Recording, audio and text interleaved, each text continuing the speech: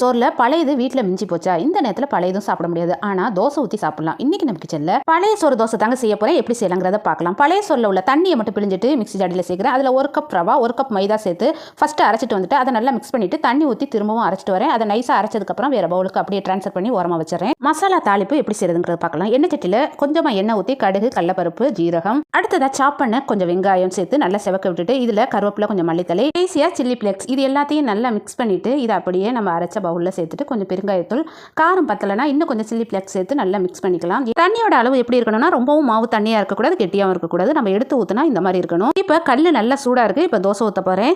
இப்போ மாவு அதில் ஊற்றிட்டு நம்ம கல்லை இப்படி திருப்பினாக்கா அது நல்லா நைஸாக வந்துடும். நம்ம கரண்டினால தேய்க்கிறத விட்டுட்டு அந்த தோசை கல்லை இப்படி திருப்பினாக்கா நல்லா உருண்டையாக நல்லா நைஸாக எவ்வளோ தூரம் நைஸாக வரணுமோ அந்த அளவுக்கு மாவு நல்லா லேசாக வந்துடும். இதில் நல்லெண்ணெய் ஊற்றி முன்னும் பின்னும் திருப்பி போட்டு நல்லா ரோஸ்ட்டாக சாப்பிடுங்க. இந்த மாதிரி தோசை நீங்கள் சாப்பிட்டுக்கவே மாட்டீங்க. அப்படி ஒரு டேஸ்ட்டாக இருக்கும். ட்ரை பண்ணி பாருங்க.